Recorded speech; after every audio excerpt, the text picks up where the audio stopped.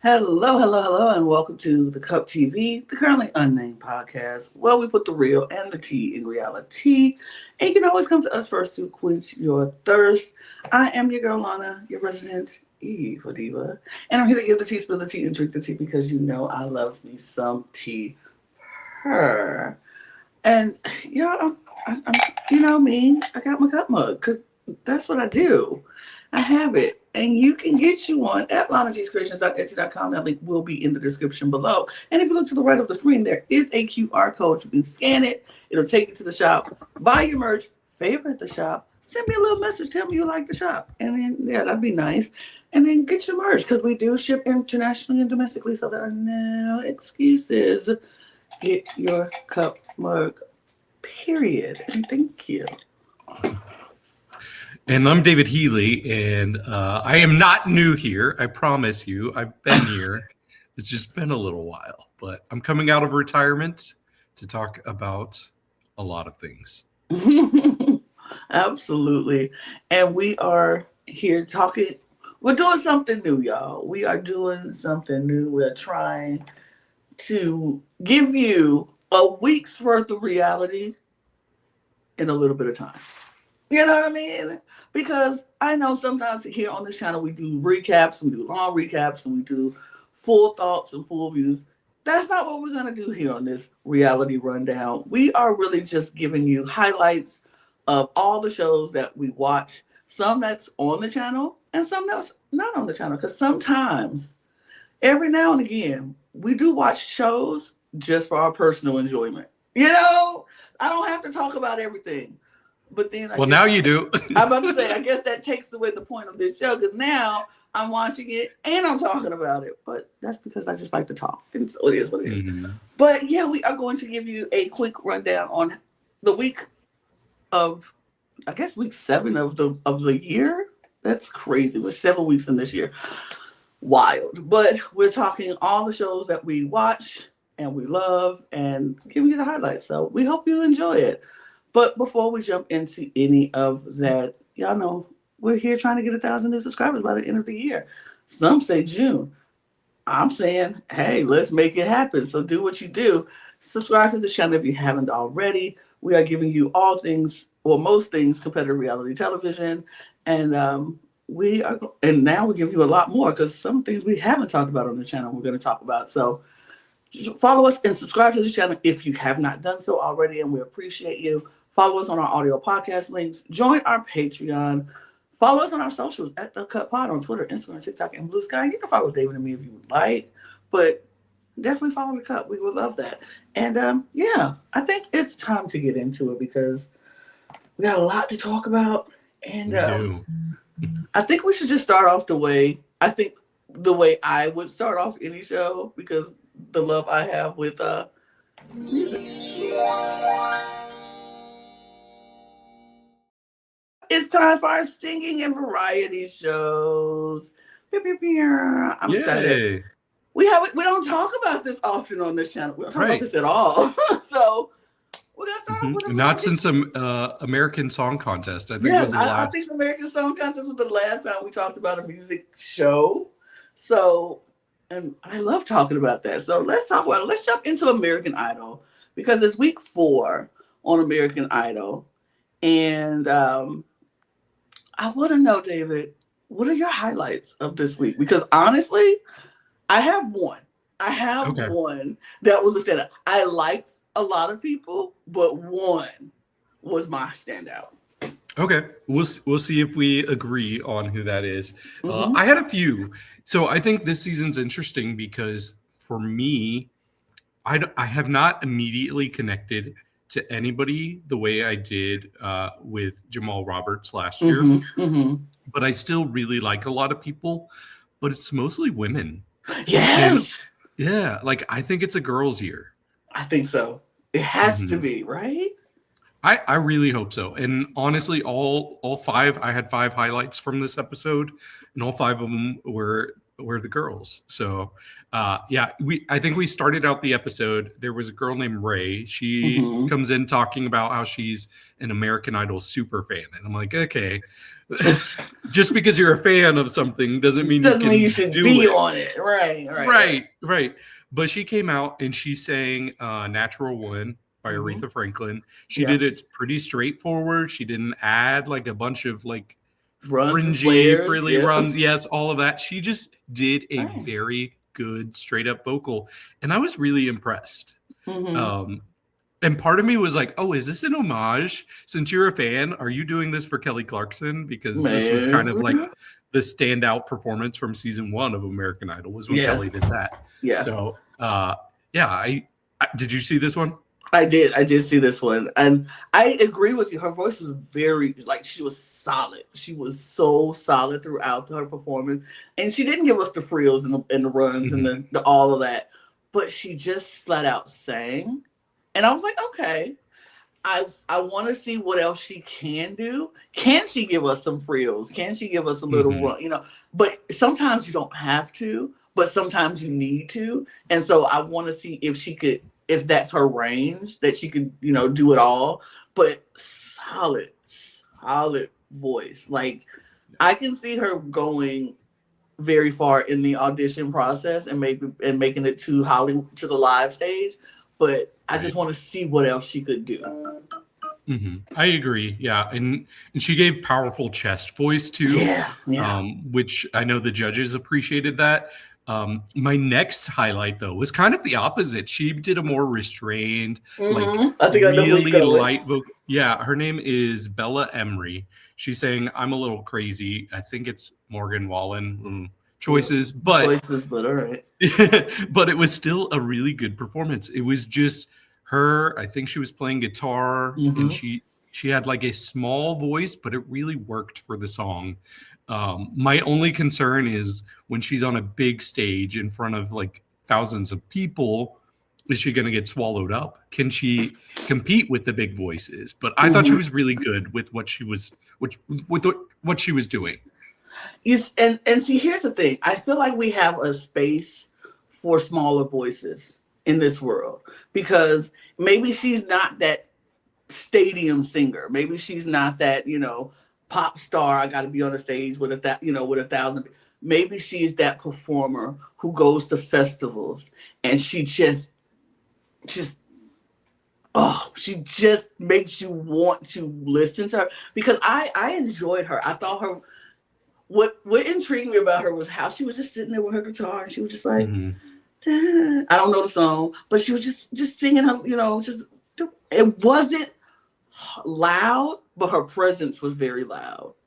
And I feel like those kind of singers, they might not get the big acclaims, you know, but she's the type that when you look back in years and you go back in the history books and you see her name on so many different songs, like songwriter this and, you know, vocals this and da-da-da, you're like, dang, this person put so much into this industry that we don't see. She's not the big star on the headline and on the tours, but she's the person behind everybody who's headlining and on the tours. Like, I like those singers, those intimate singers, those singers where you go into a club and they just sing and you're just like, oh, I'm mesmerized. Just feel it. You just feel it. I don't, and I know that doesn't pay all the bills all the time. It's not a bunch of money in that, but those are the singers that I just, because you working hard and you just showing your craft, your love for music and for the art. I want a place for those people to be in front of those thousands of people and just because we've seen, like, you see people who sing in front of these big cars and they just sing it, like Adele. Right. She don't need no band, no backup dancers. She just stand on that stage and sing, and she encapsulates everybody around her. Those are the kind of singers that we're coming into a place where those singers are the ones who people want to see these days. So I'm not counting it out. I'm not counting it out. I'm not either. It's funny you mentioned Adele though, because the next person, she was a mom. Her name's Chloe Lauren, and she was really nervous when she came in. Like she was basically crying when she came in, and I was like, "This is not going to go well." But she started singing. She sang a song called "Maybe," and she reminded me a lot of Adele. Like I thought she had that same vocal quality. Maybe almost to a degree where it felt a little affected. Like she's heard singers like this so much, so let me copy some of their diction as I'm singing, some of their mannerisms. But I just saw so much raw potential. I think she has a gorgeous tone to her voice. Honestly, I think she was my standout this week. Okay. I'm a little bit worried because of the nervous energy she had. Because it doesn't matter if you're the best singer in the world, if you can't contain your nerves, that can really throw you off. Absolutely. So, I'm interested to see during Hollywood Week if she can thrive in front of a full audience or if she's just going to retreat. But I really, really hope she does well because I just am so into the tone of her voice. I just want to see her use it in a way that's unique to herself. Right. And doesn't feel like she's copying the way other people sing. Right. I have to go back and look at her because I don't think I remember too much about her audition. But I'm interested. Now I got to go back and look at her some more because I don't know. Who was your next standout? So the next standout. So notoriously, I do not love young singers on these shows. Okay. I remember when they first dropped the age limit. I was like, no, we don't need younger. We raise the age limit, make it 18. Right. But then sometimes there's people that come and prove me wrong. And there was a girl, she's 15 years old from Haiti. Her name is Abayomi. And she came out and she sang Black Leaves. 15. Sounding that good? Oh my God. Okay. Imagine her in a few years. And that's what I'm saying. She was my standout this week. She was it. Okay. Like I literally 15 years old is crazy for that voice. And you, like you said, think of what she's gonna sound like in a few years. And if she goes on this show, she's on the show now, 15 years old, and who knows how far she's gonna get. But if let's say she makes it through Hollywood Week and she's on the live performances and all of that stuff, the experience, even if she does not win, the experience she is going to gain, the critique she's going to get from people who know what they're doing, helping her, shaping her, and molding her into a better singer than she already is. I was so blown away because her voice is so mature for 15. And singing the song that she sang with so much conviction. I was like, girl, you're 15 years old. What do you know about this? You shouldn't have that type of conviction in your voice about a song so heavy. And I was just like, wow. I was blown away by her. And when they said 15, I was just like, I can't. Like, I was not singing like that at 15. I wish I don't sing like that now at 47, and she's singing like that at 15. Okay, but you might disagree with me on one thing about her, though. Her, similar to Chloe, I heard a little bit of affectations in the way that she sings, and I want to hear her be more true to the way that she would sing naturally and not imitate some other people that she's heard a lot. So that was my only kind of issue with her. Oh, absolutely. I definitely want her to go through the Hollywood Week and just go through the paces and learn who she is as a vocalist. She's 15. She don't know who she is as a vocalist yet, and she's still learning. So I want to see her go through the paces and figure out what works for her, what doesn't work for her. How could she make her sound naturally herself instead of sound, because she didn't have to sound like the person singing the song. Like we do that, and you imitate art and I want her to find who she is and find her. But when she does, watch out, world. Yeah, be careful. It's gonna be good. It's gonna be good. My last standout though from this episode was somebody who was actually returning from a previous year. Her name was Mary Jo. They showed a clip of her, which I don't think they actually showed it back Doing the show. Yeah, but it was her in Hollywood Week doing a duet with Benson Boone, which I think a lot of people forget Benson Boone was on American Idol. Yeah. He was actually my favorite from the auditions, and I was very disappointed when he dropped out of the show. That is this is so crazy to me that Benson Boone was on American Idol, did not make it to the live. I mean, he would have, but he quit, and I think it's because he got a better deal. Which he should have. Which shows us that Grammy nominated Benson Boone. But go ahead. But yeah, she completely forgot her words, and he was singing the song. She was just standing there. But she came back for her redemption. This was her first time meeting Carrie, so she'd already met Lionel and Luke. But she sang a song. What was the song called?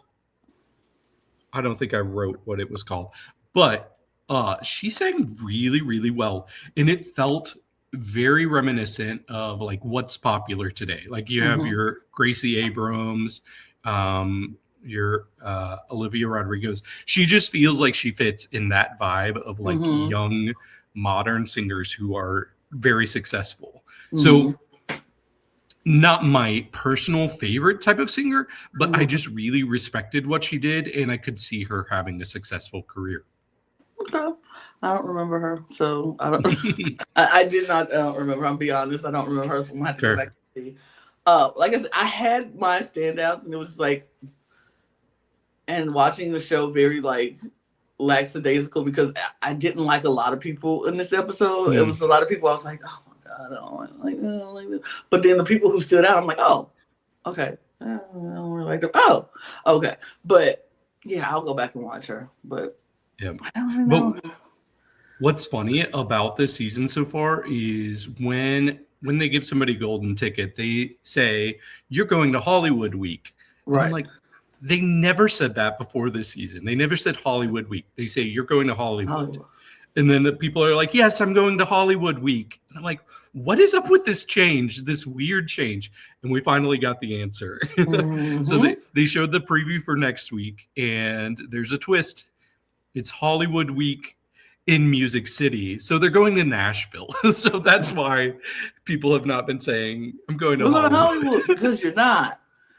Yeah, why even call it Hollywood Week if it's just not? Go, I'm going to Music Week. Or they can call it like boot camp or something, because that's literally what it is. I'm going to camp. But I guess that don't sound fun. Hollywood Week in Nashville. Yeah.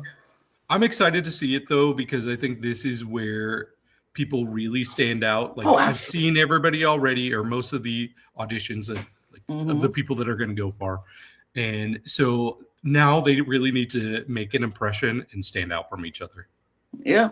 Except the 3 people who are going straight to Hollywood. They actually said they're going to Hollywood. Those 3 silver tickets that they gave out this season. Oh, did they do that this year? Oh, they gave out 3 silver tickets. Oh, I missed that. I did not see that at all. Yeah, they gave us silver tickets where people are going straight to Hollywood, and everybody else is going to Hollywood Week. You get the golden ticket, Hollywood Week for you. Okay. 3 people skip Hollywood Week completely. And I was like, the 2 that I saw, I was like, oh yeah, deserve to go straight to Hollywood. But I'm excited. But Hollywood Week in Nashville, interesting. Now, if we were just talking about American Idol, that would be one thing. But there's more music variety shows on TV right now, and Star Search just wrapped up their finale. Yeah, we had the finale. So this was the first episode where the judges didn't score anybody. Good. So they couldn't factor into anything here. I honestly, I'm being very honest. I don't know if I like this reboot of Star Search. Okay. I don't know. Fair. You know, there's some things that I like and some things that they could work on. I think I love Anthony Anderson. I think he's been a little stiff as a host, which kind of surprised me. I thought he would be natural at this. But I think he could use some work. Sarah Michelle Gellar has been the standout. As far as judges go for me, you could tell she's not trying to like put on some extra show. She's talking to people like she would in real life if they were just right next to her. So I like how she's keeping it grounded and actually giving like strong critiques. She's the harshest judge. Yeah. Jelly Roll is not the harshest He's judge. the easiest judge in the world. Way too easy on people. Plus, I don't love how if somebody is very openly religious, like he feels like he's giving favoritism to them. So that part has kind of turned me off a little bit. Chrissy Teigen, I think she's been a lot of fun too. I haven't really known much about her before this season of Star Search, but I think she's fun. She's my second favorite. I feel like Chrissy I didn't understand why she was there in the first place, but yeah, sure. Okay. I do like Sarah Moore. I think in what you said about Jelly Roll, I agree with 100%. I feel like he's showing a lot especially if they show, like you said, he feels connected to his story. And that's just the artistry in him and the person who he is. He feels connected. And like country singers, people who he just connects with, he feels very close to. So I will say this. I will give them grace for this being the first season of the reboot, to grow, to learn, for everybody to figure out their footing. And so I'm not going to write it off completely. I will give it another season if they do another season to, do those little tweaks, find their rhythm and get their groove. But this season, I was just, it didn't draw me. It wasn't like a big, like, oh, I must watch. I watched the first episode and was like, okay. It wasn't much to like, it didn't make me want to watch it again. And so I need them to do that. You have to do stuff like that in your first season and your first episode to make people want to watch it again. But what did you think about the finale though, David? Yeah, I thought the finale was interesting. What I like about the season is that it didn't just become a singing contest. And I was kind of worried about that because I know like America's Got Talent, singers often do well or win. But there was a lot of like turnover in the singing categories. It really became a battle of the magicians. For me going into this finale, my favorite person, which I didn't expect, was Harry Merlin Piper. He's a 15-year-old magician. He's British, but he lives in Spain. But I think he has so much charisma. But I did think that TJ Salta, who is the variety category magician, I did think he was a front runner to win. And I'll just go ahead and spoil. But yes, they were the top two, and TJ did win. And I understand why TJ won. He's very good at what he does. He has charisma. I just sometimes his tricks, I was like, oh, I see how you did that. And I don't want to know. Like, I want to be like, wait, how did you do that? And with Harry, I never knew how he did his tricks. He would do a small trick to start and then a big trick to finish. They called it the bait and switch. But I never was like, I see what you did there. And TJ, there were a few times where I did see what he did there. But other than that, like 3 of the top 4 were people that had been there since week 1. The only person that was able to knock out an OG act was Spud Howard. And he was a very strong vocalist, so I get it. But I was a little sad because Horizon, they were the girl group from Australia. I really love them. I'm a sucker for strong harmonies and like when you can blend so well, like their tones blend so well together. So I was really hoping they would move on to the top 4. But I get it. It's like hard to beat a vocalist like Spud. But yeah, other than that, I thought it was a pretty fun finale. We got birds. Birds. Yes. TJ had a hawk fly out with Sarah Michelle Gellar's ring that he made disappear. So that was pretty impressive. I didn't know how he did that. Oh, that's awesome. I like I said, it was I want to see what they do next season if they have another season, and I think they will. Because Netflix like to take stuff, do a season, and then drop it. So I hope they don't do that for Star Search. I hope they let it go on, and so we can build and grow from it. So Yeah, they said they had voting in like 188 different countries. So I think people were watching this. So Yeah, hopefully it gets a second season. I think there's potential for sure to get better. absolutely. Well, David, I feel like it's time for some reality news. What you think? Yep. I think it's good. Well, we'll work on our timing later. But We anyway, will. we'll get better as we Yeah. go. But let's talk some news.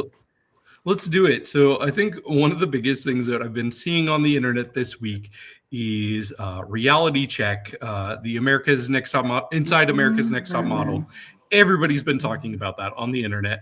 I haven't had a chance to watch. I know you have, and I know you're planning on talking about it soon. Yes. But from what I'm seeing, the internet, the models that have been on the show, people involved in the show, everybody's starting on Tyra Banks. And yeah. It leaves me wondering, why did she sign up for this?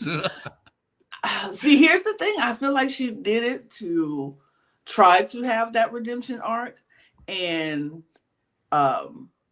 promote the next season of America's Next Top Model, because she's coming back to do season 25 of America's Next Top Model. So I think all of this was to try to have a redemption arc, promote season 25, but it did not go as well as she thought it was going to go, because accountability needs to be taken if you want a redemption.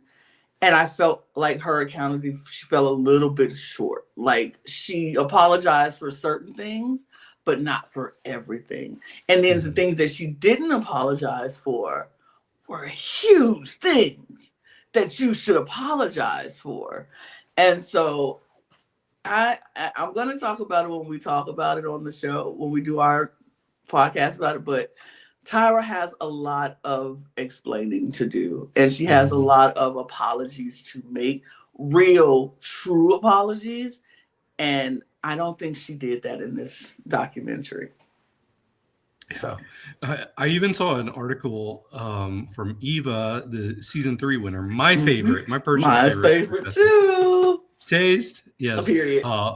But she was like, some things you just can't apologize for. Like, absolutely. Some things are too bad and too damaging to even like accept that apology. And it's not up to the people for her to apologize. She needs to talk to the people who she hurt. And literally, like, and I agree with Eva, some things you just can't. You just have to take that L and know you did a very, very bad thing. And you have to take that L and live with it. But, yeah, Tyra got a lot of explaining to do.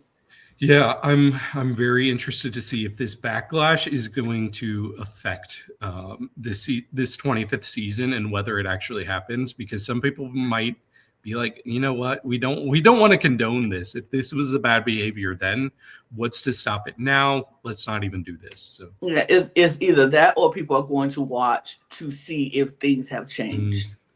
Because it's like, because she's been, well, I'll talk about it, but she's saying her intentions for America's Next Top Model was to show diversity into the modeling world. That was her intention. And I do believe she wanted to do that. She started off doing it. She just got lost in the sauce of being on top, being in this, trying to stay relevant, trying to have a great show. She got lost in the politics of it all. And I think now if she does come back, she has to show that she learned from her mistakes. If people are going to watch it, we'll see. We shall see. I don't know. But let's go to another show that is trying to do a spinoff show from their original show. We all know Robert Irwin has won the last season of Dancing with the Stars. Great job for him. But now he wants to do a spinoff show for Dancing with the Stars. And he's looking for new pro dancers. And I'm like, wait a minute. What? Robert, you win one season of Dancing with the Stars and now you want to start your own? Okay. Maybe he was approached. Maybe it was somebody else's idea. And they're like, hey, Robert, will you do this Right. for us? And I mean, he would be someone who I think would people won't want to watch because he was a favorite on the show. People loved him on the show. Robert Irwin, the Irwin family is a treasure to most people. So he would be a great choice to host a show like that. He's so charismatic. He has great personality. And I think, who we could use another dance show. Why not? Why not have another dance show? But I just found it funny. I was like, Robert Irwin wins one season of Dancing with the Stars, and now he gets to host the spinoff show of Dancing with the Stars.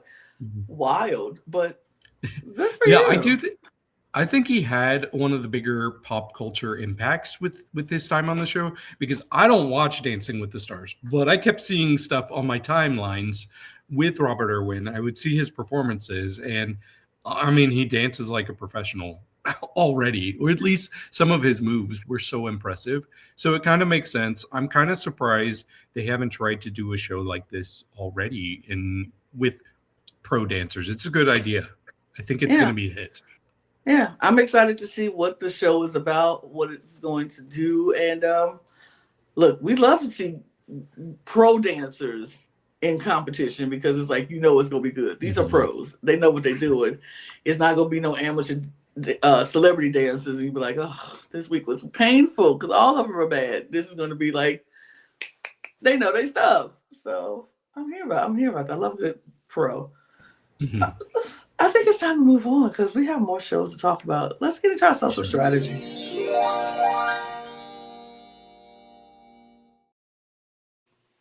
Social strategy games, survival games, if you will. Let's talk Extracted. Okay. Yeah, so Extracted Season 2 is going on. I hadn't watched Season 1 until I found out that one of my all-time favorite reality contestants, Sandra Diaz-Twine, was going to be on it with her daughter, Nina Twine, and her fiance? Yeah. Eric, I don't know his last name. But that got me hooked, so I went back and watched Season 1, and I've been watching Season 2, fully invested in them. So we kind of left off on a cliffhanger last week, where people had these powered lights that would eventually go out if they couldn't make it back to camp. And so we weren't sure if somebody was going to quit if they didn't make it back to camp. You know what? The people just toughed it out for the rest of the night and eventually made it back. So that didn't really amount to much. But then we found out something kind of interesting. So there have been these brothers, David and Daniel. Their brother Luke is the survivalist. And we found out from them that Luke has been playing up his struggles this whole time. Like, that was part of the plan, because everybody in the control room sees everything going on with the different people. So if they see that Luke is struggling, then they might be a little less intimidated by him. They might be a little bit more willing to give him advantages if it comes up. So I thought that was really smart. I think these three brothers, even though they're not the most likable, they're playing it like a game more than just about anybody else. So I've appreciated that. But watching this episode, I was getting so nervous because Eric was struggling a lot. He had just gotten this bird. He didn't know how to take the feathers out. So he was struggling with that. And you can tell Sandra's back in that control room and she's like, oh my gosh, this man, like, you can tell that there's so much pressure on him to live up to what Sandra has done, get her approval. And she's questioning that approval as she's watching this man struggle. And they have a challenge where people in the control room, they have to pair up, and their survivalists are going to work together in this challenge. And Nina and Sandra were two of the last people to find a pair, but they ended up getting somebody to come work with them, so Eric wouldn't have to do the challenge alone. And once again, Eric and his partner, I can't remember his name, they were struggling in that water. They kept getting passed by everybody. They got passed by the person who was on their team alone without a teammate. And you could tell that really demoralized Eric, which was so frustrating to watch, because I had been worried that he might want to quit. Mm-hmm. And sure enough, after everything was done, he starts bleeding. Sandra's off doing her thing, so Nina's the only one at the control room at the time. And Eric's like, please, I just don't think I can go any further. Please just extract me. And Nina, like, it's so hard for her to watch her fiance struggle like this. But if Sandra was there right beside her in the moment, no, she would be like, no. Sandra made it very clear. She told him that she will never extract him, and she would never let this happen. But by the time she came back, Nina had made up her mind. And Sandra's like, okay, if you're going to do this, you're going to do this. I'm not pressing that button. But Sandra went up there, stood by her as Nina pressed the extract button. So he made it 4 episodes in, but unfortunately Eric is out. And like I said, that was the main reason I started watching the show, was to see how this team did. I will stick with it, but I'm not happy. Eric, I'm not happy. Eric. Even when they were reunited, Sandra's like, Eric, what happened? Like, she was not happy with him. Eric, you might not make it into the family. You might not get in. You might have just lost. You might not. Yeah, we've met all 3 of them too, haven't we? I know. Didn't Eric come? Yeah, okay. I was pretty sure we met Eric. I think we met Eric last year. Yeah, back in 2024. But yeah. That's how it ended. Oh, that's not how it ended. That's not how it ended, because we saw a group of people in the control room getting together to plot an alliance against Luke and Paulie. So Luke and his brothers, they might need to do a little bit more work, because people are starting to strategize and see how they can get them out. I don't know what Paulie did, but I'm very intrigued to see how this alliance will go, because I don't think we saw so many straight up alliances in season 1, but this really is a strategy game. The survival element is one thing, but the strategy, the control room is so much more important. Okay. All right. Beast Games is next. We don't talk about Beast Games here. So what are we thinking about Beast Games? Yeah, so I think this season of Beast Games got off to a kind of rough start because I just wasn't getting to know people like I wanted to.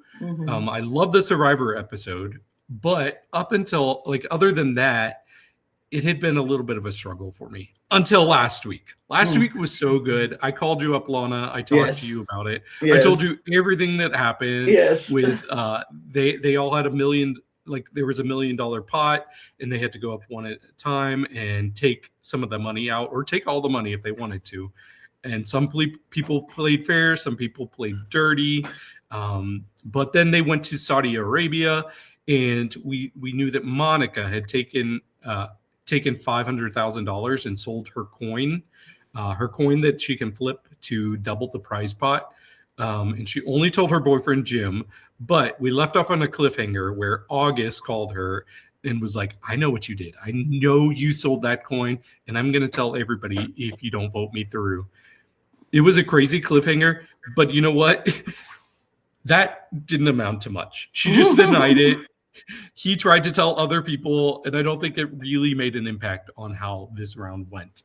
But this round was fascinating, and it brought back a little bit of PTSD for me. So we start out with all 10 people. They're in phone booths, and they have the money they took in the previous round in the phone booths with them, and they can bribe other people to vote them into the top 6. But they do 6 rounds of voting. Only 6 of the 10 people will get voted through. So it gets pretty complicated, especially if you're voting in your alliance members early on. Then you don't have your alliance members later on to vote you in. Right. Yeah, so it gets really complicated. But they did a couple of rounds where everybody was in the phone booths just doing it that way, calling each other. And it reminded me of doing minis and just having to bounce back and forth and strategize together. But it especially reminded me of that in, I think, the 3rd round, where they changed it up, where instead of talking on the phone, you had to actually walk over to somebody else's booth, go in there, strategize. So you would see people go in and be like, okay, yeah, we're going to vote each other in. And then they would go to the next person and the stories would change. Right. Yeah. Does that not sound exactly like very much what we've done many times on minis? But it became really interesting to see the strategies different people had. A lot of people were kind of hesitant to bribe anybody at first. Like there were no bribes in the very first round. And then some people just started deciding like, I have all this money. I'm going to use it. I'm going to buy votes. And rounds 2 and 3, that really paid off for the people. It really did seem like the people who were out there willing to give up their money to somebody else, those were the ones getting votes. It got pretty complicated near the end, though. I know August was struggling to get the votes to get in. He was really putting forth a lot of effort early on. Eventually, he did get in, but really the last round was one of the most interesting rounds for me because you have Monica and Jim, the couple. They're still not voted in, so obviously only one can get voted in. It feels like Jim has resigned himself to not being in the top 6. He has just been saying, I just want to take as much money as I can. So I'll sell my vote. I'll sell my vote to the highest bidder. And then what was really interesting, you have all of the final 5 people standing around because the last few rounds, they allowed people to talk in person openly. And Brett, who had taken $250,000 in the previous episode, way more than his share, he now says, I will give $30,000 to whoever will vote me in. Will anybody take that money? And quickly, enough people raised their hand. Nick raised his hand. Jim raised his hand despite his girlfriend being there. And then Katie, she also agreed. I think she wanted like 37,000. But it's like there's 3 out of 5 votes. But things aren't always as simple as they seem. So it turns out Jim is playing Brett in this moment because obviously he wants to vote for his girlfriend. But hey, if he's able to get a bride, yeah. So Nick and Monica go off together and they talk, and Monica tells him like Jim is not actually going to vote for Brett right now. He's going to vote for me. You vote for me. I've already given you this much money. I'm going to give you this much more. And it would be more than, I think it was like 40,000 total that he would have gotten from her. So she's playing hard to get Nick's vote. Meanwhile, we saw Jim trying to get Katie to also vote for Monica, saying, hey, let's take this guy's money. He took way more than his share. He screwed us over because we were at the end, and he took $250,000. Right. We deserve this money. It Absolutely. Shouldn't be able to buy our vote. We should just be able to take this and vote however we want. So let's vote for Monica right now. Unfortunately, Katie is a woman of her word, so she was unwilling to flip. But when we see the votes play out in the end, everybody goes back to their phone booths to vote. We see Jim and Monica vote for each other. We see Brett votes for Nick. Katie votes for Brett. And we leave off with Nick's vote. We don't know what it is, but it's a 1-1-1-1 tie right now. So Nick is about to decide who's going through. Is he going to stick to his promise he just made to Brett and vote for him, or is he going to vote for Monica? I really hope he votes for Monica. I think she's been one of the stronger characters this season. I think she's playing really, really hard. So the 5 people that are in right now have not been the biggest characters. So I almost feel like she is going to get voted in because she almost has like the most like edit winner equity for me. So if it is Brett, I'd be like, okay, wow, they really didn't give anybody a winner's edit. Maybe Jack, I could see Jack being the winner based on his edit, but really none of them have been the strongest characters throughout the season. So I'm definitely intrigued. I think this season's really picking up in the end, and it was a good idea to make so many cuts early on, so there was more focus on the individuals later in the season. But if anybody out there is like, should I check out this season? I think you should. I think it's worth it once you get to the good parts. Right. Okay. Let's move on to Traitors. Episode 10 of Traitors this week was it was an episode that happened. I feel like the challenge itself could have been an email. I feel like what intrigued me most about this week was the decline of Rob in this episode for me. Not in a huge way where I don't think he can make it, he's going to get to I still think he's winning. Just be real. I still think Rob is winning, and I think Rob deserves to win. I think he is the most deserving person in this cast to win this game because I feel like he carried this game on his back with Candace and Lisa, and the Traitors literally carried this game. But I felt like in this episode, I was very shocked by how Rob, for me, I was like, this is the most sus I would have ever thought about you. Like, this is the most suspicious. If I was in that game, I would have been a Rob.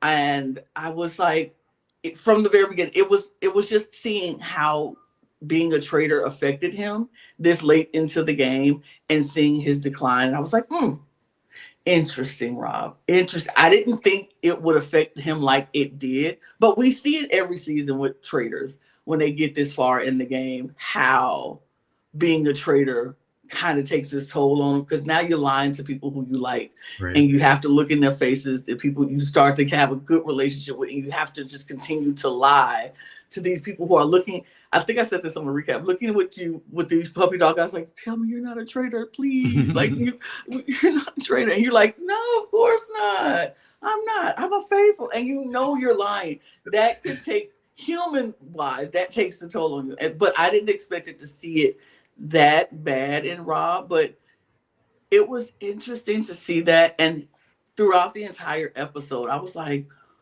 Rob, like, I'm team Rob. So I'm like, calm down. Like, please get it together because you are looking very suspicious right now.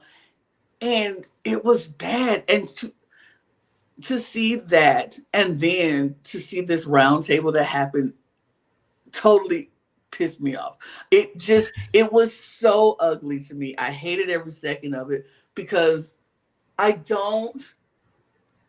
understand being indecisive about your thoughts and trusting yourself in a game where it definitely makes you not want to trust yourself, especially when you've been wrong so many times. I get it. But Tara Lipinski, girl, what are you doing when you go to someone and you tell them, look, I trust you. I don't think you're a traitor. I feel like it's Rob. I think it's Rob. We need to, and you get Natalie like, yes, Natalie, who has been on Rob's side this entire time from day one, been ride or die with Rob. You get her to go, you know what? I think you're right because I'm wondering why I'm still here. Because we lost Kristen in the that pissed me off too, losing Kristen, because I like Kristen, but I understand why she had to go. But I was like, there was other ways to do this, but whatever. I don't know. I'll talk about that. Highlights. This is about the highlights. It's just I did not like the way that round table went. I didn't like how Tara and essentially Johnny brought Natalie into this, made her give her false hope. Like she had a group of people who she can, work with, and she was turning her back on the person she was working with from day one. And so she needed that support. And you get her hyped up and y'all ready to go. And then you hang her out there to dry. You just literally dangling her out there. And it's like, well, I don't know. And then you start crying. And I'm like, girl, ew. Save those tears because you did this. This week was annoying and frustrating and gross in a way. I didn't like the round table and how that played out. And then for you to turn around and vote for her when you just like, What? It didn't make any sense. And Johnny was like, well, she attacked Tara. Right. I'm like, Come what? on. Johnny? Hello? Yeah, I did not like this week's roundtable. I understood the reason for Rob and for Eric to go after Natalie. I understood that. And I thought, Rob and Eric was just, well, Eric said nothing. Rob was just doing what he had Literally to do. nothing. Literally nothing. Eric Nam is a useless traitor, and he was a useless faithful. I'm going to be honest. He does not deserve to win this money. And I want Rob to snake him in the end. I just need Rob to snake him in the end because Rob put the work and did all of the work, and he deserves that money all by himself. I don't like it. So I was never upset, but I was never upset with the way Rob handled it and the way Eric didn't say anything because they had a plan and they needed their plan to go and they made it happen. But Tara and Johnny, how y'all did that was very gross. It was so gross to me. Yeah, I agree with you. It was especially tough for me because Rob has become my favorite this season. As I've watched him, I didn't know who he was, but I do think like the cracks are showing, especially when you have Maura saying, "I don't think you're a traitor, are you?" Right, and he loves Maura, but you can tell like even though he's played like a gamer, he's not a gamer, and those cracks are showing. But it was tough for me because he's been my favorite, but I freaking love Natalie Anderson. She's one of my favorite Survivor and Amazing Race people ever. So it was so hard seeing it be between the two of them. So when things started to unravel at the round table and Natalie was like, wait, I'm being hung out to dry. Like, what are you doing, Tara? I feel duped. I feel tricked. And I don't think that was intentional from Tara and Johnny. I think they were just too wishy-washy to commit, especially by the time the arguments were coming out. But part of me was like, oh, I want Rob to use his dagger, flip it on Tara, get Natalie and 3 votes there with Rob and his dagger. Just one more person, and she could be gone. Like that's what I was really hoping for. Unfortunately, Natalie left. And Tara, I do think Tara is genuinely traumatized by this experience. She's like, murder me. I don't know what I'm doing. And I do believe her when she says that. But it's too late, girl. It's too late. Look what you've done. She's not winning. She's not winning. I think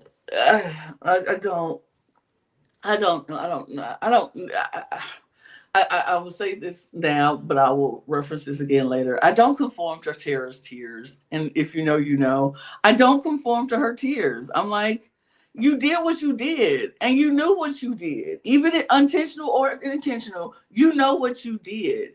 And so you now crying after it's over and she's gone and she announces she's a faithful, which you knew she was because you said you knew she was a faithful.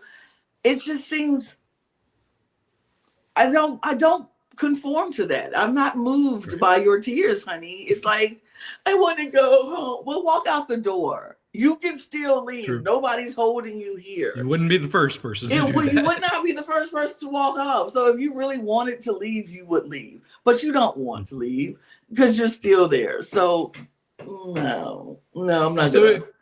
It was so fierce when Natalie was about to get the last vote from Johnny. And she's like, don't say sorry, Johnny. I don't even want to hear it. Just vote how you're going to vote. Don't say sorry. Right. I vote Natalie. What else are you supposed to do? What else? No. And here's the thing. I know a lot of people who have not or don't know Rob or who does not know Rob's game was very shocked by the melodramatic side of Rob in this episode. If you know Rob and you watch Love Island, you were not surprised by the melodramatic side of Rob because Rob is very melodramatic. This was his jump in the pool, hide under the staging moment that he had on Love Island. And when he did it, I was very shocked that he did it this late in the game, but I wasn't shocked that he did it because Rob is dramatic. Rob is a dramatic man, and I know it. If you watch Love Island season 6, you know how dramatic. The eye rolls, the what are you doing? He flips out when he flips out. So I was not shocked at the flip out. I was just shocked that it happened this late in the game. I was like, I thought he had it under control at this point, but apparently not. He's going off on Mark, and I was like, hello? Like, what is happening? But what else? Who do you think they murdered? It's between Maura and Mark. I think it's Maura. I'm nervous. I think that's the wrong choice. At first I was like, it should be Maura, but then I thought about, I was like, because we talked about it on the recap. You have to go check that out. I think it. Ding. Right, ding. But I think it. At first I was like, it should be Maura because it'll take all the heat off Rob. But then I was like, no, it needs to be Mark. It needs to be Mark because Marcus could be swayed. Mark could be shifted onto Tara and Johnny's side. I don't think Maura could. Maura, it trusts Rob and like blindly. Mark is a little shaky, but keeping Mark could help him take out Eric because Mark is still a little iffy on Eric. So if Mark getting rid of him could also take out Eric, though. True. Look, Kristen just got murdered. Mark just got murdered. And Kristen told Mark he could do it. So I just think, I think his best bet is to take out Mark. But if he takes out Maura, it'll be a harder road to get to that end, but it's still possible. Yeah. It looked like Alan's lips were like pursing to make an M sound. So, it's between Mark and Maura. Murdered is Mark. Yes. Yeah. Maura. One of the two is gone, but we shall see. I feel like it's time for some more news. What you think? I think so. Let's do it.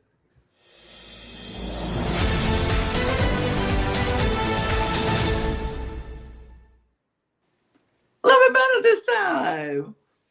Period. What we got? Okay, so this weekend we had, supposedly, the rumor is that people have left to go to Thailand to film season 42 of The Challenge. Now, I haven't watched The Challenge in a few years, and that's because I got tired of the same old people all the time on the show, always doing well. And sure enough, I was looking at the rumored cast list, and we've got Nani, we got Johnny Bananas, we got Cara Maria, we got CT, we got Tori, we got all of the same people that they recycle a million times. They're all coming back. I'm so tired. Blah, blah, blah, blah, blah. I am so tired. But they're bringing back a lot of the Survivor people that they've been cycling through recently. Michaela, Michelle. So at least they're doing that. Sydney's coming back. Cedric from Big Brother's coming back. But I think there was one new face. It could not be true, but it would almost make me want to watch.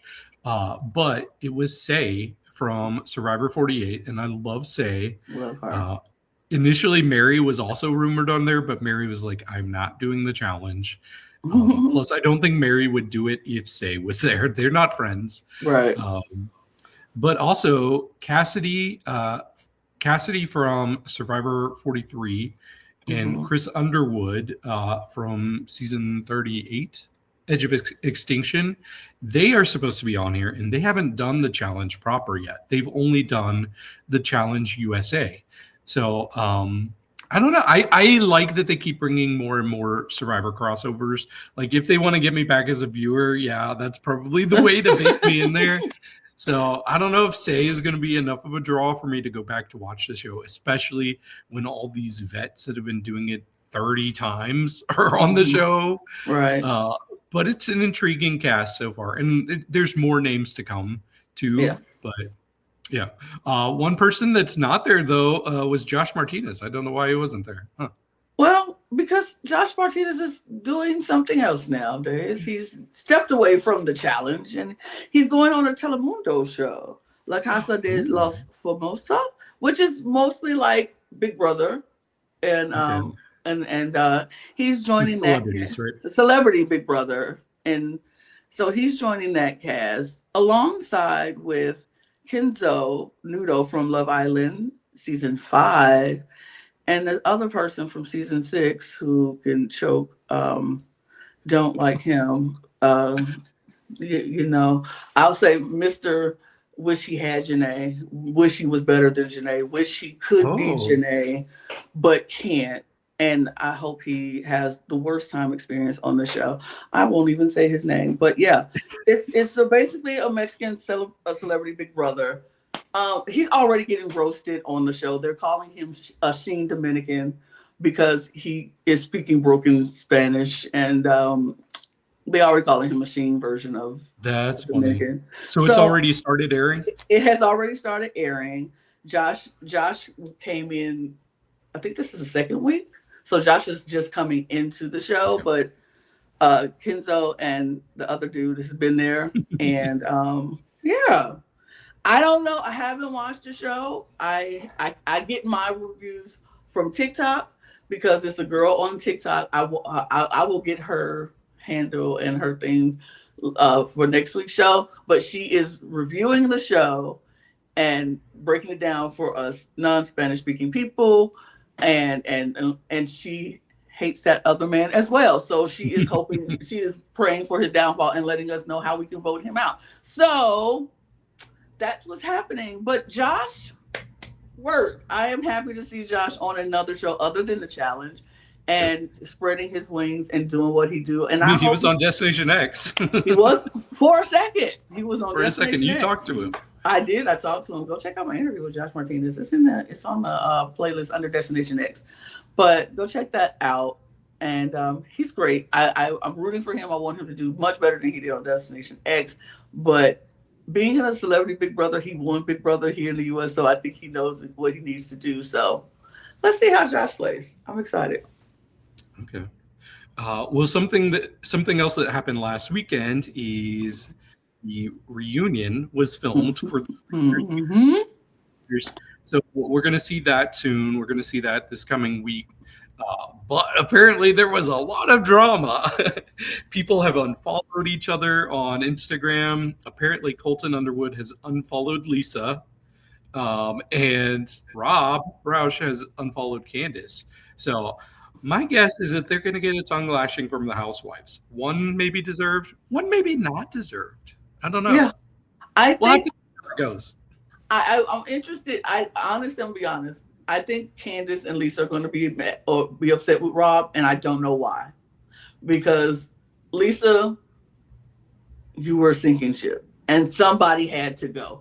I understand the whole pack thing of we said we were good. There is no way 3 traders was getting to the end of this game together. There's no way. There was no way possible. It didn't matter how big of a pact and how y'all protect each other. They had to find a traitor. They had to, or it just was going to happen. And Lisa was already falling by the wayside. Rob didn't do nothing wrong. And Candace, Rob was willing to take you to the end. I really believe Rob would have taken Candace to the end of this game. But Candace was so loyal to Lisa that she lost track of the game. And I love Candace. I love her. I stand her. I stand all Black women in this game. She's great. She's amazing. She's a girl's girl. She does that. But you lost focus of the game. And you started playing for personal reasons. And I think Rob could have told Candace, yes, that he was going for Lisa that hard. And he could have convinced her, like, listen, this is best for our game as traders. I want to work with you to the end. We are the most undetected traders in this game right now. Nobody is looking at us. We can continue to do that. He should have did that to explain that to her. But she just lost. Like, I would have been like, okay, no, Rob, we cool. Been cool all the way up until the last minute. And then I would have snaked him. If I was really that mad, you snake him in the end. But I don't know. I don't think she has reasons to be upset with Rob for what he did in the game. But I agree. I saw a lot of people on Twitter comparing the Rob and Candace situation to Dan and Phaedra. Absolutely. But that's not accurate. In this instance, I think Candace is the Dan and the Phaedra. Like, she's both of them. Like, she threw herself under the bus by doing all of this. Yeah, I don't know. I can't wait to see what happens in this reunion because apparently it was very juicy and hot and not everybody showed up. In fact, two of the people that are in the top 6 did not show up, but I think it's because they had prior commitments to the Olympics. Yes. So Tara Lipinski and Johnny Weir did not go there because they were in Milan. Yeah, they were covering the Olympics. Part of me thinks if they won, maybe they would have found a way to make it. They would at least did a close a screen. They would have came with video. Something. Yeah, they might still do that. Maybe we'll see that, but yeah, they are not going to be there in person, and I think they're the only two. Okay. Well, I guess we'll see what happens as the reunion airs. I feel like dressing up a little bit though, David. I feel like I need to get a little dolled up. So let's bring out the drag race of it all, shall we?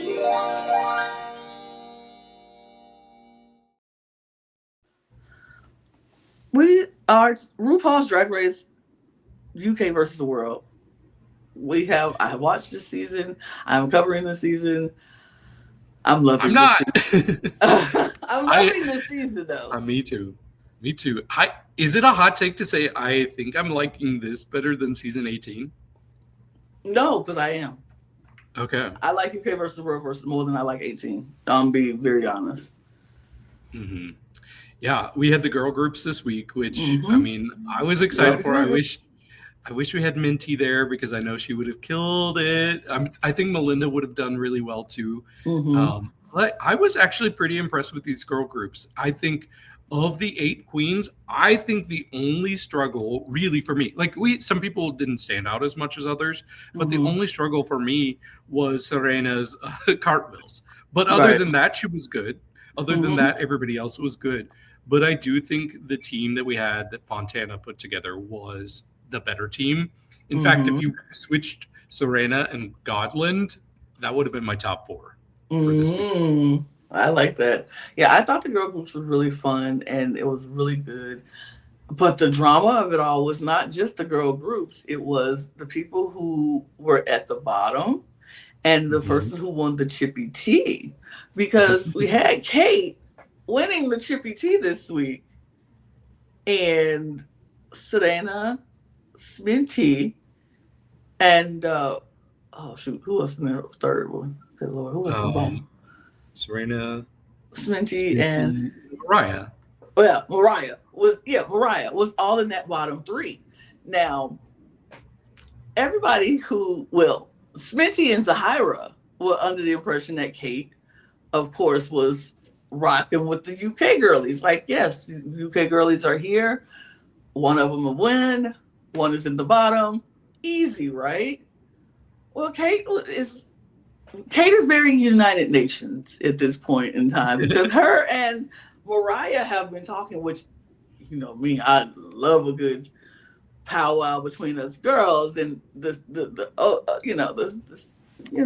just do it. And Kate is like, she was a little turned off a couple weeks ago with Sminty and Zahira and how they were behaving in the Untucked, and how, she's like, you have to have allies on all fronts, not just one front. And she really got drawn into Mariah, which I love. That made me very happy to see. And so she chose to save Mariah, and Sminty was gagged. Everybody was. Everybody was gagged. And I was like, gagged too. And I was like, oh my God. Right. Wait, what? Because, breaking the fourth wall really quick. I watched the girl group challenge after my exit interview with Sminty, because Sminty eventually goes into this lip sync and loses. And I watched it afterwards and I was like, gagged, because I quickly watched the lip sync. I didn't watch the whole show. I watched the lip sync just before the interview so I could see who went home. So I was so gagged when it was Sminty in the bottom with Serena, and Kate had the Chippy Tea, and I was like, Gaggiana. That was so, like, I went in literally 5 minutes. I watched it and then went into the interview. I was like, oh, Nah. So I was very shocked, but Sminty was great. I should go check out that interview. She was. But I don't think she did herself favors when they were in Untucked and pleading their cases, because she basically was resting on her laurels. I think she felt so confident that Kate was going to save her, so she didn't feel the need to beg or plead for her life. And I can't blame Kate. Like, if I have like my ally in Sminty, who's not saying anything to fight her case, and then you have Mariah, who's really pitching herself. Yeah, I would pick Mariah too. I would pick my secret alliance over my more known alliance. Yeah. But man, can we talk about that lip sync? Sminty. I have a new name for Sminty Drop. Okay. Sminty Drop the lyrics. That's what her name is. And the crazy part, talking to Sminty, and she was like, I don't know what I was doing.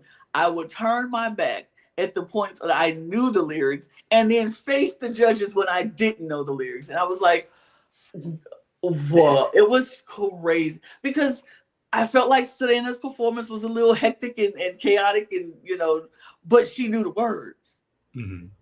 And that, I was like, I get it. True. I understand it. Was it the cleanest lip sync? No, but she knew the words. Yep. That's a baseline. That's the part of the lip sync you have to do. I don't care if you give me a crunchy performance. If you don't know the words and you're giving me a technically great performance, it means nothing, because it's taking away from the lip sync. So I was not prepared for it to be Sminty this early, but I understood why it was Sminty this early. Yeah. If you told me before the season started, if you said Melinda, Minty, Sminty, are they going to be the top three or the first three out? I would find it way more believable that they were the top three of the season than the first three out. Yeah. But you know who's really surprised me? The person I actually might have given the win to this week is the only Naomi. Like, I thought she killed it in this challenge. Her verse was great. She was so expressive. I really liked her runway. I'm kind of blown away by how well she's doing, and it shows you can be a second out and still have so much potential. This is her second week in the top, like second week in a row in the top. She was in the top the first week, which I don't know that she needed to be, but she's got momentum now. Yes, that's what I'm saying. So I'm impressed. I love me some Miss Only. So nobody ever need to come with me with Miss Only. I love Miss Only. Naomi. Like, I love that. But yeah, we got Sminty gone, and shocked. Kate got the bird as she was leaving. Yeah, she did. But we also are going into season 18 of RuPaul's Drag Race this week. This was Snatch Game of Love Island. Yep. And I was like, I know Love Island. I know Snatch Game. No, it was interesting to see.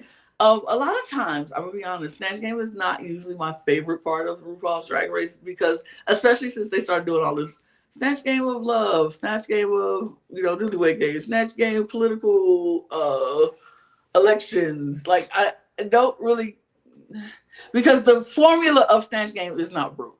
Like, you can do the regular standard Snatch Game every season and it will always work. But adding these new twists, it was like, And I don't know if I like the Snatch Game of Love Island, but I enjoyed this Snatch Game performance from a lot of people. Yeah. So my highlights and my standouts for this week was Miss Nene Coco, because, come on. I liked Discord Adams, the Pope. I did. I thought the Pope was funny. I don't know if Safe was right.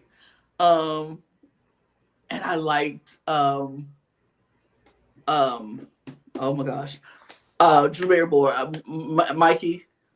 Mikey loved Biggs, Loved the Drew Barrymore. And there was somebody else. The Pope, the third. Jane Don't. I liked Jane as well. I thought that was really, really good. I thought it was so good, and I enjoyed it very much. Yeah, I thought this was really good, personally. Okay, one of my favorite moments was before the Snatch game when RuPaul was asking people what they were going to do. she has Mia, who are you going to be? And she says Bloody Mary. And RuPaul's like, who's that? I'm like, RuPaul, you don't know who Bloody Mary is. But that should have been a sign to pivot. Not do it. Yeah. But let me give you my quick rankings. I'm just going to give you my names. Should I start from the bottom or the top? Start from the bottom to the top. Okay. Yeah, because the bottom's obvious. Mia, Kenya. Mm-hmm. For me, Darlene. Breaking character was a little yes, I agree. Then Juicy. Then there's a pretty big jump up. I think the top 5 were all very good. Athena, like making up her own character, it kind of worked. She was funny. It worked. For me, number 4, Nene. She wouldn't have been my winner. Like I thought she was great, but she wouldn't have been in my top 3. Discord. Number 3. She should have been in the top 3. But for me, the people that made me laugh the most were number 2, Mikey Meeks. But I was cracking up nonstop at Jane Don't. Yes. So good. Like honestly, like the top 4, especially, any of them could have been winners. It could have been a 4-way win for me, and I would have been happy. I agree with that. So funny. One of my favorite moments though was when Mikey was doing her Drew Barrymore, and she was talking about love and all that, and you could tell Kenya of her, and she asked a question like, "Oh, are you like, did you find your one true love or something today?" And Mikey just wasn't feeling, and she's like, "Yes, Lizzo." I just thought it was so funny how she just kind of shut that down right away. But yeah, I was so into this. I thought it was good. I will say I enjoyed it more than I thought I would, but I still don't like the formats of it. But yeah, it was fine. It was fun. Like I said, the top 4 beyond everybody. Like you just knew that they were just so funny. But I think they're trying to make Discord crack though, right? Because she could have been in the top. You could have switched somebody out. She should have been in the top. I was like, what did Discord do to y'all? Because y'all are playing in her face every single week. She wasn't having it. She wasn't happy. Reba got serious quick, which I also love the runway theme, 80s ladies, and we got second celebrity impersonations. I thought a lot of them looked really good, especially Celia Cruz. Come on, Juicy. That looks so good. Yeah, it was a good runway. It was good. I enjoyed it. I enjoyed everything about this episode. Next week we got a Rusical happening, so we're gonna see what's going on with the Rusical Fanny. Some people are. We got some drama happening about Fanny. Two people want to be Fanny. There was something I didn't like about this episode, though. Oh, the way they played in Mia's face. You might disagree, but for me, Mia cleared that lip sync. I love Kenya. I think Kenya is a fun personality. I thought her lip sync was a little messy. And the way I think she was overcorrecting the way she was lip syncing, because she was just doing this a lot. Like she was overdoing it. And I thought Mia like delivered a really good lip sync. For me, Mia shouldn't have stayed. So I was a little disappointed by that.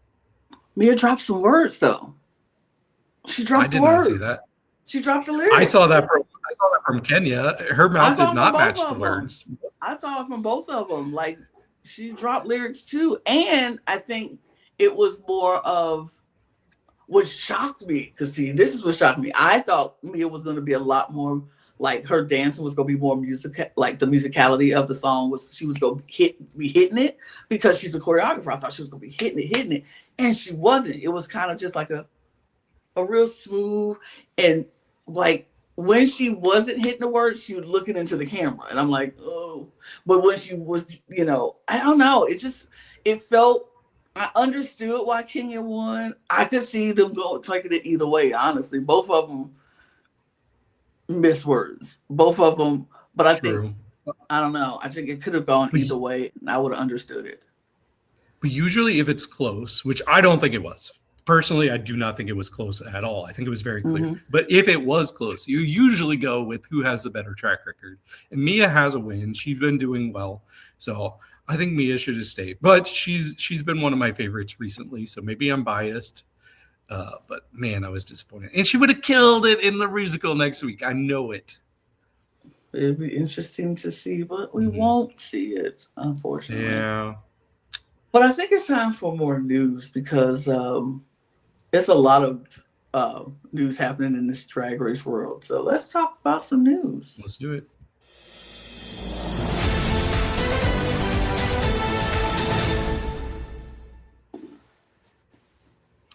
Okay, we have some rumored casts that have been floating around the internet.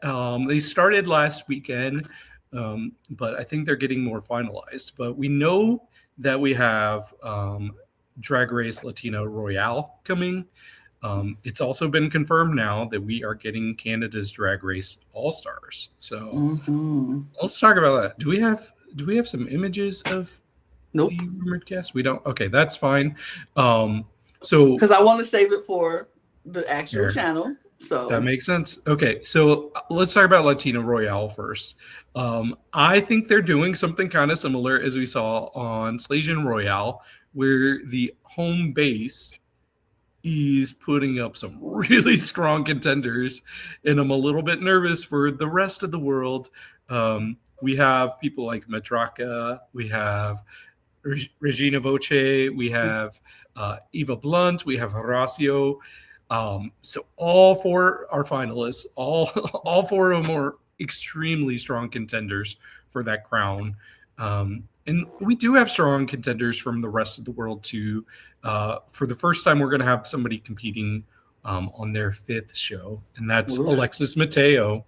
So she could be a heavy hitter too. So I'm not counting out anybody so far.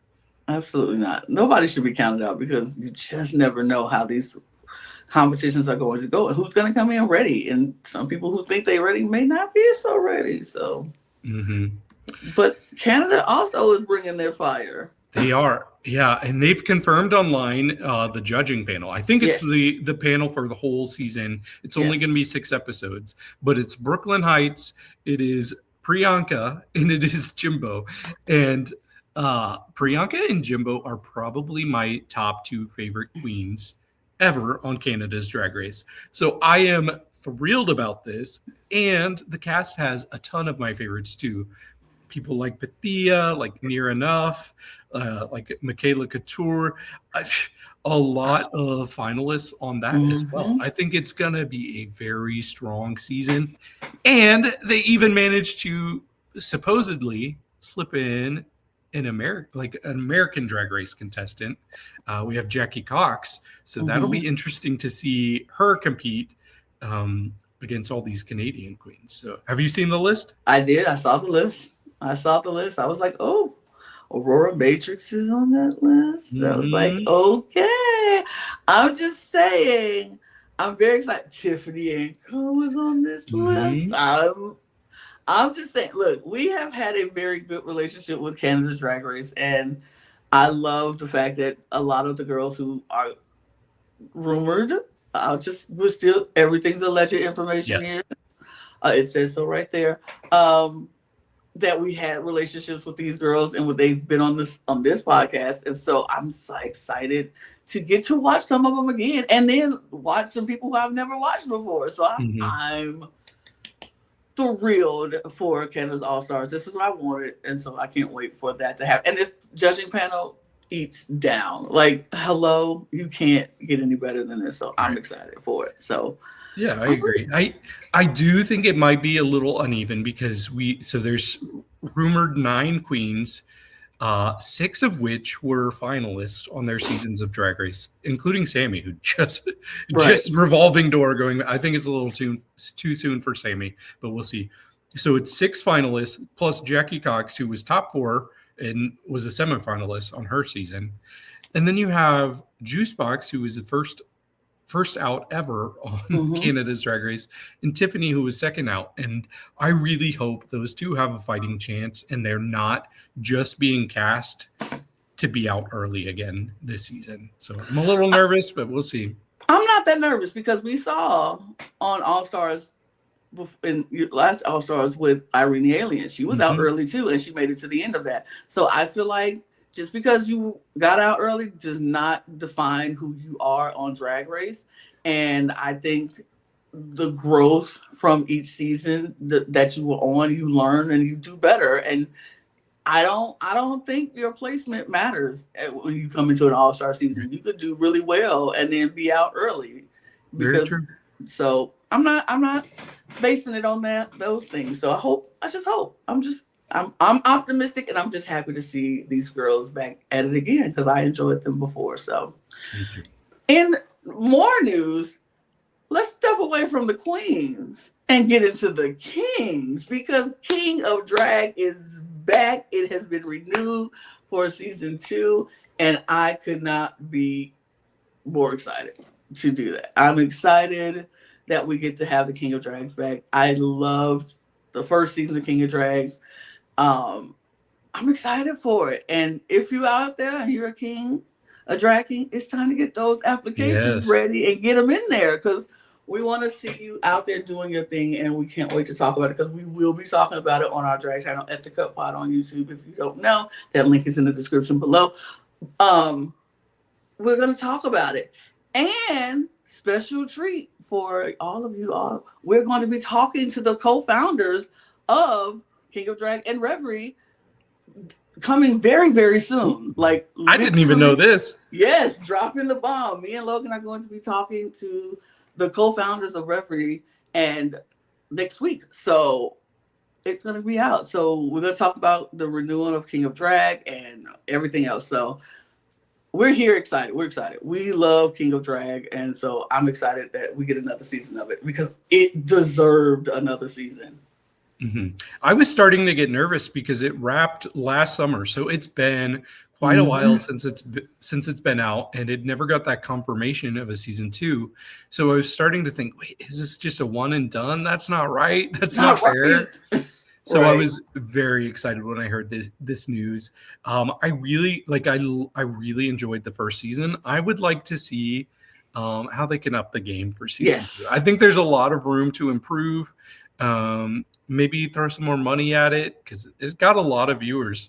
They announced how many viewers, and it was like in the tens of millions of viewers. Or at least unique like viewing of each episode. So I am really intrigued by this, and I can't wait to see it. This fall, I can't wait to see it. Look, I promise you, we're going to get all the information that we can when we talk to the co-founders of Reverie to see what is going to happen. What are we looking forward to? So I'm excited. One last random piece of news that I just found out this morning, but congratulations to Fontana, who has come out as a transgender woman. Period. So, very happy. It's funny because she addressed that on the show. She's like, no, people think I'm a woman, but I'm not. Guess you are, girl. Guess you are. Period. Well, welcome to the womanhood the womanhood side. Period. We're welcoming. I'm excited for her. I love that. I love people being true to themselves and happy in who they are. So love that for you, Fontana. I think I feel love. I feel love. Yes. And I just want to talk about love right now, if you don't mind.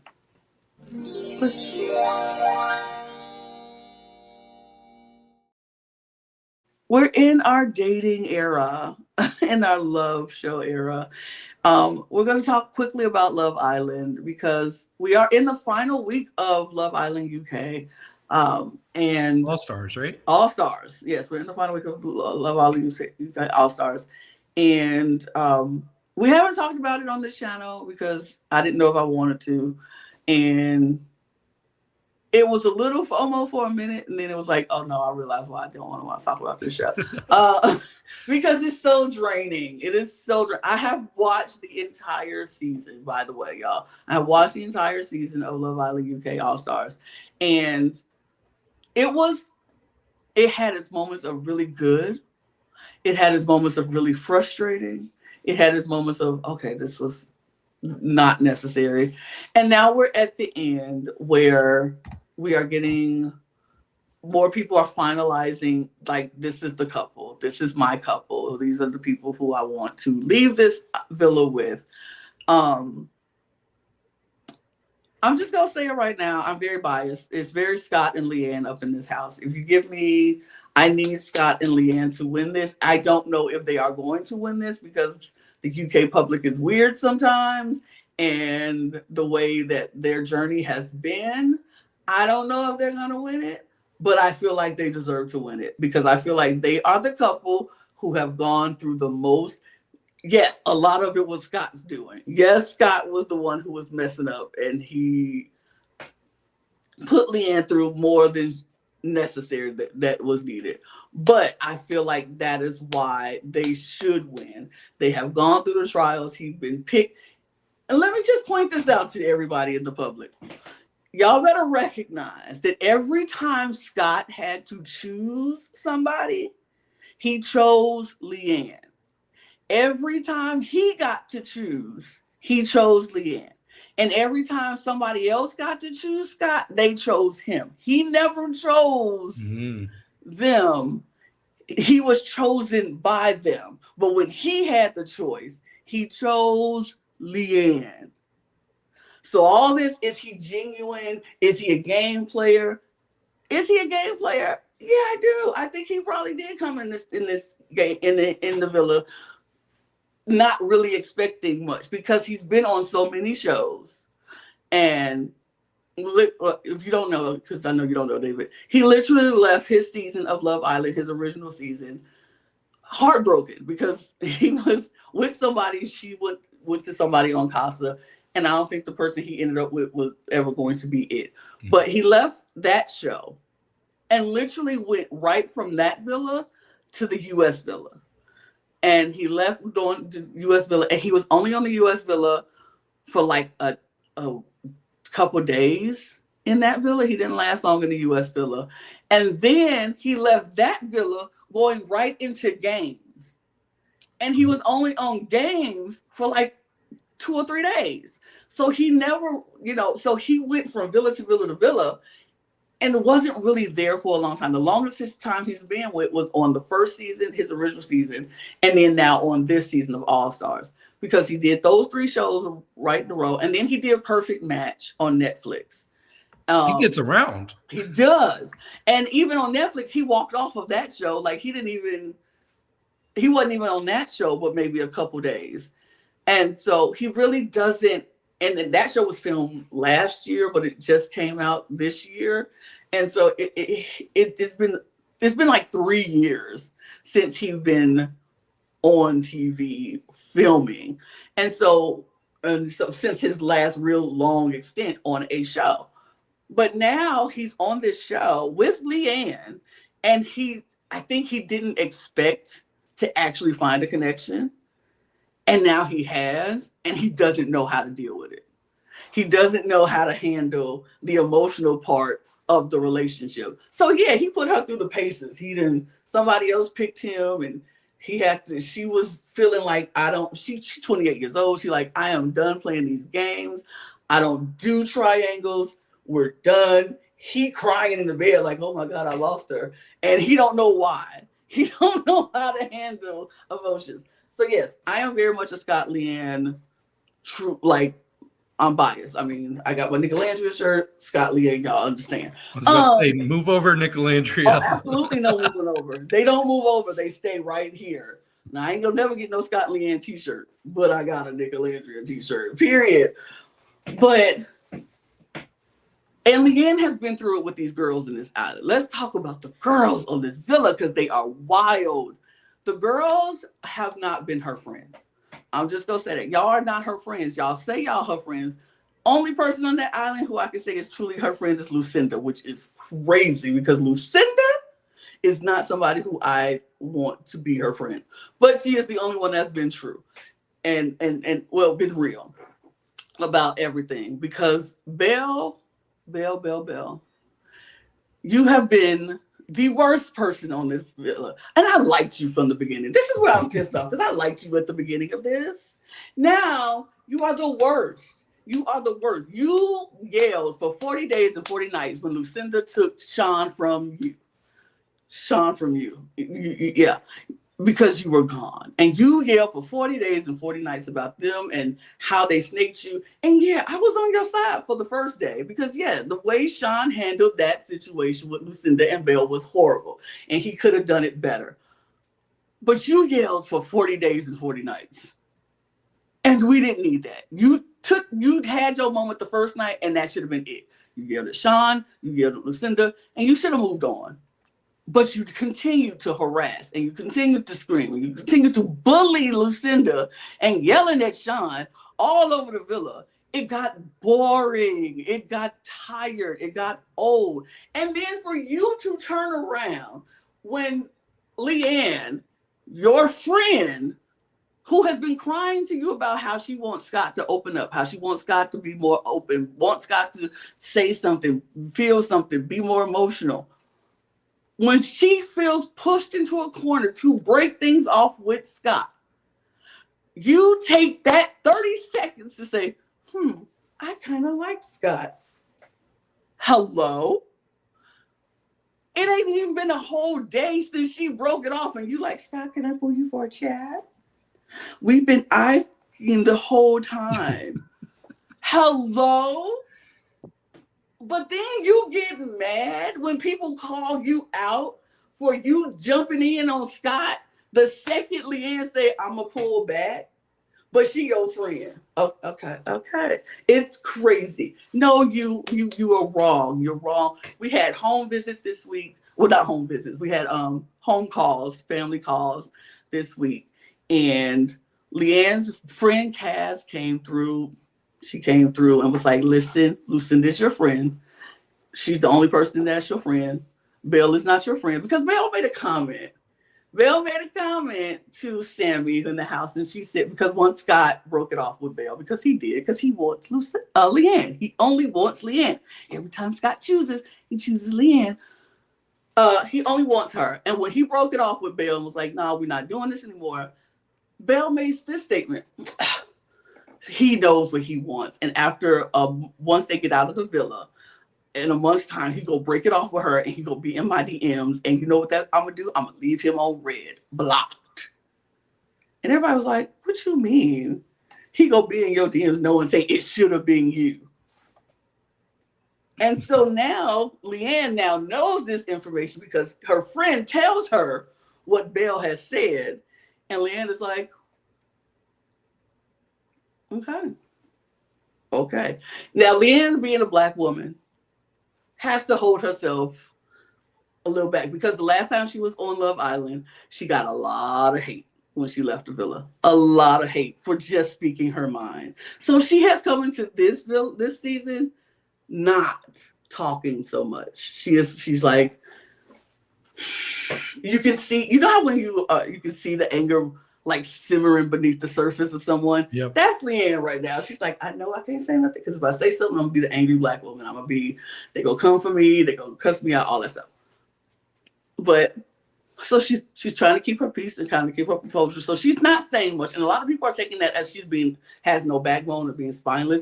No, that is Leanne playing the game of being a Black woman on reality TV. She knows what she can and cannot do. She can't pop off and scream for 40 days and 40 nights like Belle is, because then she will have a different result. So she's trying to keep her composure and trying to be poised.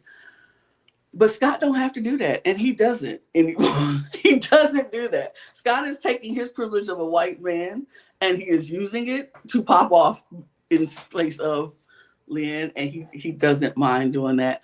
We had family visits. Scott's sister has told him finally, like, you found a good woman in Leanne. You need to nourish it. You need to be vulnerable with her, open up, be emotional with her. And that man started sobbing, boo-hoo crying. And he just not cried. He has never cried on TV the whole time he's been on show. So I just feel like that man really likes her, and he's just now trying to figure it out. Now, the other couples, I'm not just going to just talk about Scott and Leanne. Whitney and Gaiman, they're a good couple. I think they are good. I think the long distance Yaman is from. Yaman, I've seen him. Yes, Yaman has been on Love Island US, okay. and he has been on Perfect Match. No, Temptation Island. He was on Temptation Island. But Yaman is now on the UK All Stars, and with Whitney, who is from UK, and he's in LA. So the long distance is what people are concerned about if that's going to happen. But Yaman is kind of like, hey, what you do for love, you do. If you want something, you will make it happen. So I like them as a couple. I don't know if the British public is going to vote them in the finale. We shall see. Kieran and Sammy, they are the other couple that has been together long, very long together. I think they could work, but they're so boring. They're so boring. And people don't like Sammy. Sammy has been on this whole thing with Belle and Lucinda in this drama, and it's just unnecessary drama. So I don't know, but they're just seem boring. But I think they could work. We shall see about that. Millie and Zach, I like them. I like Millie. I do. I like Millie. And Zach is from the US also. He was on season 7 as a Casa boy. He was only in there for the Casa, and then he got dumped right after Casa. So he wasn't in the villa very long, but I like Zach. I think he's a sweetheart. I think him and Millie go really good together. I wouldn't mind seeing them in the finale. I don't want them to win because Millie already won before. So I don't feel like she needs to win again. But I do like them as a couple. I think they're sweet. I think she really, really likes him. I think he likes her, but I don't know if he's fully committed into, I don't think he's going to move to the UK for her. But do I think she will move to the US for him? Possibly. And that's interesting to me. Then we have Sean and Lucinda. Lucinda, she's a hoot and a half. She's crazy. She's a rage baiter. She knows how to poke the bear and get under people's skin, and she does it successfully.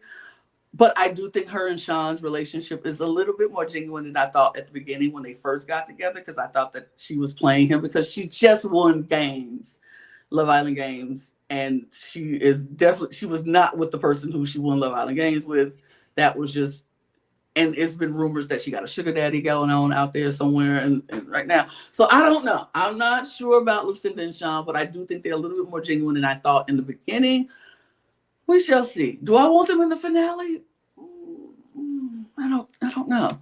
And then Harrison and Belle, no. Absolutely not. Absolutely not. He was her last option, and that's why they're together. She was his only hope, so that's why they're together. They are not lasting outside of this villa. I think they should go home next. We just lost Tommy and Jesse on last episode, and they should have gone home because they were the newest couple. They had no spark. Jessie was not really into Tommy. She was just there for drama. She was there for trying to get to the finale, and Tommy was the safest route. And if she would have made the connection and made it look like she really was trying with Tommy, the public probably would have voted them to stay. But she didn't. She didn't put in the effort. She kind of just she really wanted to be with Zach. But Zach was into Millie. And so she didn't have no choice. She just had no choice. So we're going to wrap it up this week. The finale is going to be on Monday. I think my top 3 couples that I would like to see in the finale would be Millie and Zach, Yaman and Whitney, and Scott and Leanne. That's who I would want to see, but I could honestly, because the public is not a fan of Whitney, because Whitney has not done very well in this season with her actions, and I think she has a great couple with Yaman, but I don't think people like her. And because of past things, Whitney with her lock-in situation that just happened, I just don't think the public likes her personally. So, but even if they don't win, I think they're a good couple, and I actually think that they could make it if they want to make it. I don't know, but I think Sean and Lucinda has a chance to get into the finale if they don't put in Whitney and Yaman. But that's my Love Island take. I will be back next week for the last 2 episodes of the season, the finale. And Love Island, glad to see you go. Yeah, I'll be honest, y'all have taken me through the ringer this season, but it's been a ride. It's been a journey, but. Well, speaking of next week, we definitely are going to have a busy week next week. We have 4 different shows premiering.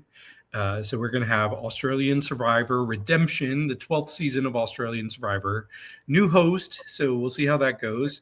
Also, we have the 29th season of The Voice coming. Should be an interesting one. I think it's going to be kind of like a different format, maybe kind of an all-star. I don't even understand quite what it's going to be. Only 3 coaches this time. Yeah, 3 coaches. Yeah, I'm very curious. They could have had 4 coaches, but I don't know why they changed it to 3, because they put it up as like champions, like all of them have won. But I'm like, Blake has won, Michael Bublé has won, Harry Styles, not Harry Styles, not him, Liam, Niall, not renaming all One Direction people. Niall has won. Like, other people have won, but I don't know. I don't know what they're doing. But I will say this about The Voice, and we're talking full circle. You talked about it earlier with American Idol. I feel like we're going to have another person singing Natural Woman on The Voice. We had a preview. Oh, I haven't seen it. I've seen the preview, and she's singing, and Kelly is loving it so far, and her voice is amazing. I will say, I think she is going to be one of those ones we will remember on the premiere. But yeah, I saw the preview, so full circle moment happening at The Voice and American Idol again. Yep. And of course, the show I'm most excited about, Survivor 50, with a lot of my faves. So I'm really excited. 3-hour premiere, so that'll be crazy. That'll be a time. Yep. And then our 4th show that's premiering next week is House of Villains season 3. Finally, took a while. And we got a 3-episode premiere drop. Yep. There's going to be a lot of episodes. 3 for Australian Survivor as well. That's 3 a week. So it's going to. It seems to be a lot of 3s, I guess. 3 judges, 3 episodes of House of Villains and Australian Survivor. 3 hours for Survivor 50. It's just 3s. I know. And we had a couple of shows that have been airing, but we didn't talk about them this week because they took a break for this week. I'm assuming Olympics. I don't know why. But it was Fear Factor, House of Fear, and The Masked Singer. Those are both returning next week. So we'll talk about those next week. But we do have some shows wrapping up. As you just mentioned, Love Island, the finale is coming up on Monday, the 23rd. We also have the Beast Games finale coming up on Wednesday. And then on Thursday, we have the Traders finale and reunion. So we're adding quite a few shows, but at least we're going to be wrapping up 3. And we just wrapped up Star Search. So. We're losing 4. Well, losing 3. We're gaining 4. Well, we're losing 1 more this week. So it's balancing itself out, I guess. But that's that. We have rounded up all of the reality shows that we could possibly do. So we hope you all enjoy what we got. And we'll be back next week. Like we said, got a lot going on next week and a lot of shows to premiere and a lot of shows to wrap up. So I hope you come back and join us. And continue to follow us. Subscribe to this channel if you haven't done so already. Subscribe to this channel and all of our channels. All the links will be in the description below, as well as our audio podcast links, our Patreon, where you can find us on socials at The Cut Pod on Twitter, Instagram, TikTok, and Blue Sky, and where you can get your merch at lanadiescreations.etsy.com. Scan that QR code. It's been there the whole time.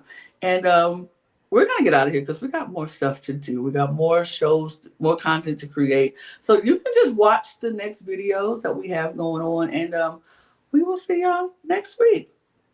Bye. Cheers. Cheers. Bye.